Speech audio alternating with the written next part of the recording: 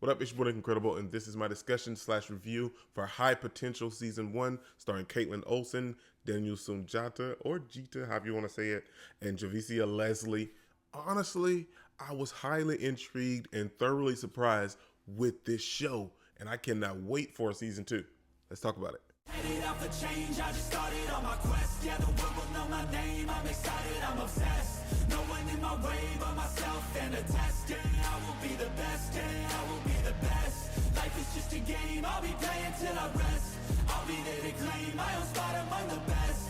Normally, I break it down and do individual episodes when I review a series, but I thought I'd switch it up a little bit and try just to review it as one whole thing instead of each individual episode. Honestly, the show as a whole, I really enjoyed it, and I did not know this going into it, but after it ended, there was like a title card right there at the ending of the episode for 13, where it was saying that it was based off of a French show called Hot Potentiel Intellectual. I'm not French, so I don't know. Maybe I said it right. I'm not entirely sure. But it's based off an actual French show along with the same premise. But let's read the synopsis and then we'll break it down a little bit.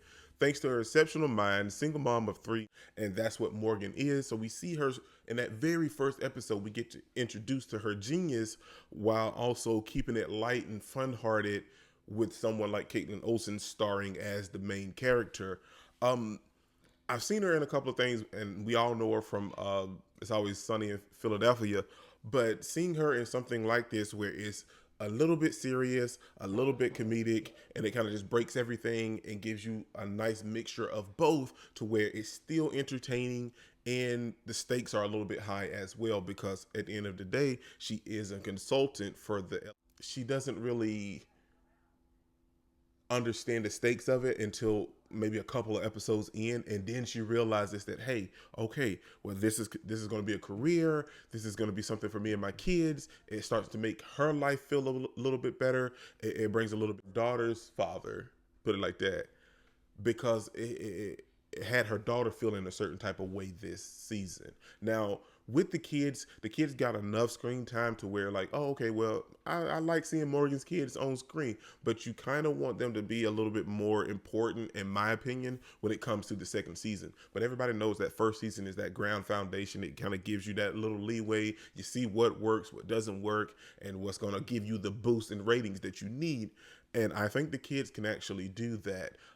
We have the first father, where her daughter's we have her daughter's father that she's looking for, and we have her son and her baby daughter's father that's actively and involved in all of their lives, and even her older daughter kind of looks at him as a parental figure as well. We even see that throughout multiple episodes, when he's there for them when Morgan can't be, when she's so kind of wrapped up in her own head, because although she is a high intellectual, she has moments to where that's so much to process.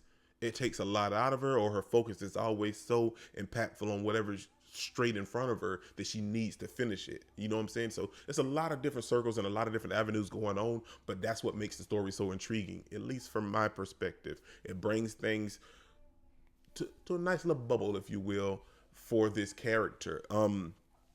Like I said, I'm talking about Morgan a lot, but she's the main character. There's other characters in the show as well that actually really sparked my interest. We have like Detective Daphne Forrester. She's such a fan of Kaitlin that she just wants to, make him see her in a different light as a great detective, because he's such a great detective. Then we have Oz, which is partners with Daphne, and we see them having their whole banter throughout the entire season, and I actually like them as partners.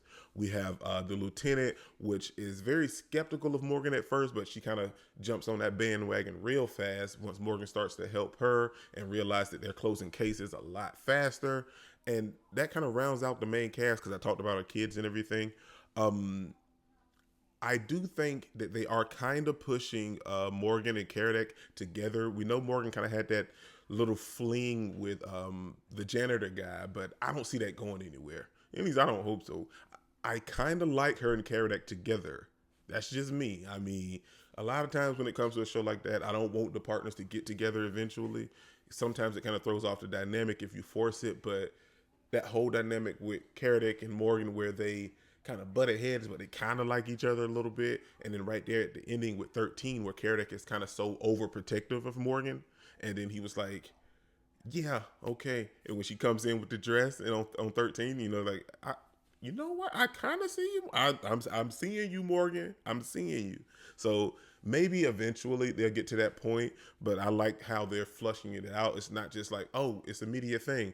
Morgan likes Carradec or Carradec likes Morgan. No, they're going to build that foundation and let it fester and let it linger, and then there's going to have a good reason why they ended up together. And he already has like a super cool connection with a kid, so there's no need to really force anything. Let it kind of just flow naturally, and then when it gets there, we're all going to be happy. That's just my opinion. That's my take on it. But I love the fact that season 1 ended on a cliffhanger and on a mystery, because we have episode 13 where Morgan is actually deep diving into, I guess, I don't want to say a serial killer because he hasn't really killed anybody, but a serial kidnapper, so to speak, or whatever, or abductor, however it is. But he's playing these games, and it's the person that it is a shock for me. Like, if you don't know, and if you're not a Grimm fan, it's David Giattoni, or Giattoli, however you want to say his name. But he was Nick Burkhart on Grimm, and I love it. I do. I think that was a nice twist. Honestly, I recommend it. On IMDb, I think it's at like at a 7.6. I'd even go higher to give it an 8, in my opinion. An 8 out of 10, of course, because, like I said, the dynamics works for me.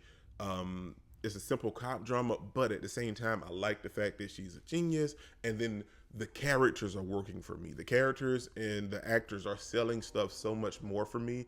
I recommend it, but that's just me.